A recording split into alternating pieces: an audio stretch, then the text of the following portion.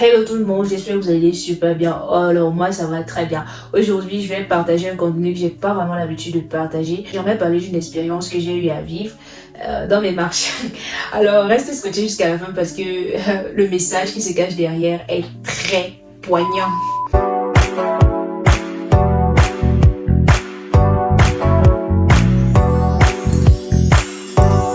Bienvenue sur Audrey Nomo YouTube channel. Si tu me découvres dans cette vidéo, je suis Audrey Nomo, étudiante à Istanbul, mais je suis également experte en achat en Turquie. Autrement dit, je suis la mieux placée en ce qui concerne l'approvisionnement en produits de plusieurs catégories en Turquie. Je suis celle-là qui peut te mettre en contact avec des magasins ou encore des usines pouvant te fournir en de produits bien précis. Dans cette vidéo, je vais te parler d'une expérience que j'ai eu à vivre lorsque je faisais les achats d'un client qui a décidé de nous faire confiance. Alors déjà, je vais taire le nom du magasin, je vais taire le nom du client et tout parce que je ne veux vraiment pas indexer qui que ce soit, mais le message derrière est assez poignant. Un client d'un pays m'a contacté comme il a l'habitude. C'est un client assez habituel qui a eu à me faire confiance plusieurs fois. Donc j'ai l'habitude de faire ses achats. Je sais que la fois où il m'a contacté, j'ai eu à faire ses achats dans un magasin où j'avais pas trop l'habitude. Donc c'est un magasin où je ne vais pas très souvent. Du coup, j'y vais. Il m'a envoyé les photos de ce qu'il veut. Bref, on a procédé comme d'habitude. J'arrive. Quand tu arrives dans un magasin en Turquie, il y a souvent des employés là. Il y a le patron et tout, mais il y a des employés là vers qui tu peux te tourner. Donc je me tourne vers les employés et je leur dis que est-ce que ça est disponible et tout. Ils me disent oui. Bon, déjà, quand j'arrive dans ce magasin, je me rends compte qu'il y a des employés qui sont assis en train de causer.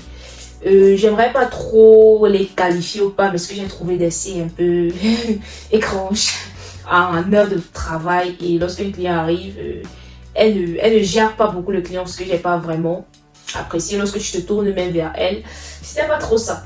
Donc du coup, il y avait quand même une qui était plus ou moins présente. Donc du coup, je montre la photo, est-ce qu'il y a ça et tout. Sans trop entrer dans les détails parce que vraiment l'expérience était horrible de chez horrible. Je vais présenter des photos, il y a ce que je recherche, il n'y a pas tout, mais il y a quand même en grande partie. Donc je prends, je mets de côté. Le X, c'est que je vais prendre comme ça et j'avais pas le cash exact sur moi. Donc je vais vérifier d'abord si c'est disponible, ensuite récupérer l'argent juste là à côté. Je finis de leur expliquer cela, je leur demande tout simplement de prendre mes différents articles et de les garder. Bon, après plusieurs négociations et tout, ils ont pris les articles et ils les ont mis de côté. Je descends juste là à côté pour retirer l'argent. Je me rends compte que c'est fermé. Vous savez, j'aimerais vraiment pas citer les noms, mais les pays, mais vraiment, dans l'Afrique là, on aime fermer tôt. J'ai l'impression que parfois on fuit l'argent. Donc il y a un client comme ça, mais on fuit l'argent, on dit que c'est l'heure de fermer. Donc c'est fermé. Au lieu de rentrer, qu'est-ce que je fais? Je repars vers le magasin, je leur dis que je vous ai demandé de garder ça, que je reviens dans 20 minutes, mais je suis là après 20 minutes très exactement. Juste que là où j'allais récupérer l'argent, c'était dans un cargo. Et ils avaient déjà fermé parce que quand leur arrive de rentrer, même si tu fais comment. Du coup, je leur explique que voilà, je tiens absolument à récupérer ces différents articles pour les expédier car mon client les a déjà vus et tout. Donc bref, j'essaie de les mettre dans le bon sujet, négocier et tout. Alors qu'est-ce qu'ils font? Ils prennent les articles, ils mettent de côté, je leur assure que je serai là demain. Je leur dis que je serai là le matin, mais le matin j'ai eu vraiment un empêchement sérieux, j'ai pas pu venir, c'était chaud. J'arrive quand même dans l'après-midi. Je trouve celui qui a gardé, parce que j'ai fini de négocier avec le boss, mais il m'a confié un employé, c'est lui qui a gardé les différents articles. Le lendemain, around 13h, j'arrive, je trouve celui qui a gardé les articles à un lieu précis la veille. Dieu merci. Je dis où sont mes articles et tout. Je suis en train de lui parler. Le bon monsieur, qu'est-ce qu'il fait? Il tourne le dos, il s'en va. Mais j'étais like, c'est quoi ça?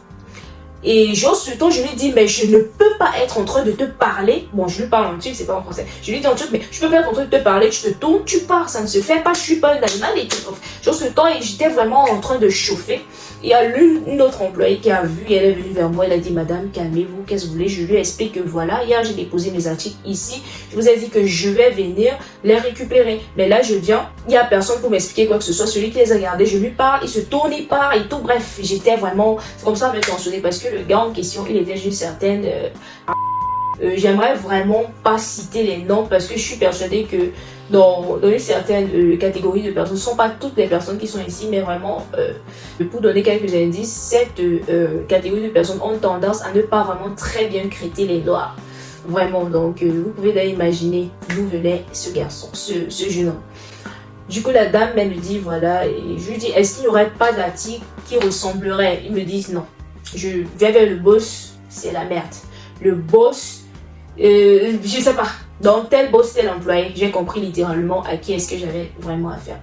Du coup, je texte mon client, je lui dis voilà la situation. Dieu merci, c'est quelqu'un d'assez relax et tout, donc on s'enflamme pas. Je lui dis bon, moi là, je suis vraiment déçue par ce magasin. C'était ma première expérience et je ne pense pas que je recommanderais ce magasin à quelqu'un. Vraiment, j'ai été déçue.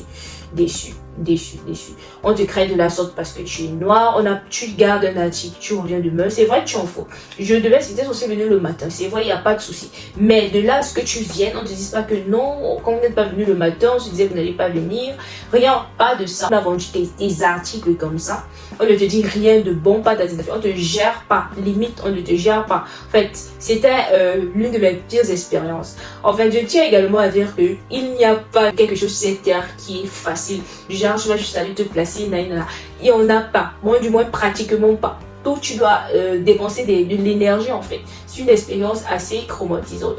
Et du coup, j'aimerais dire un truc. Si c'était mes frères noirs, si c'était des noirs qui avaient ce magasin, je n'allais jamais être traité de la sorte. Chez nous, les noirs, c'est quoi? C'est à quoi bas, tout le monde est la bienvenue, on te prend, on t'engarde et tout. Même si on a notre manière là de se détester et tout, il y a des choses qu'on ne fait pas. Dans cette vidéo, j'aimerais te passer un message. J'aimerais passer un message à toute la communauté noire. On devrait réellement se mettre au travail.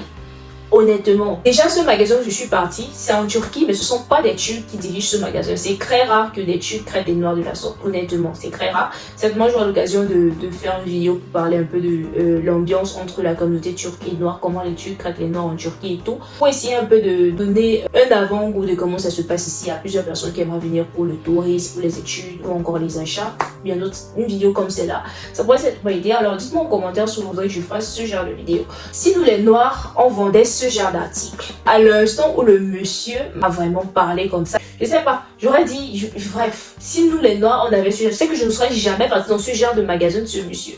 C'est vrai, en Turquie, il y a plusieurs Noirs déjà, la communauté sénégalaise, des Sénégalais qui regardent cette vidéo, je vous passe un gros coucou. La communauté sénégalaise ici en Turquie se démarque énormément, elle fait vraiment de très grandes choses, vraiment.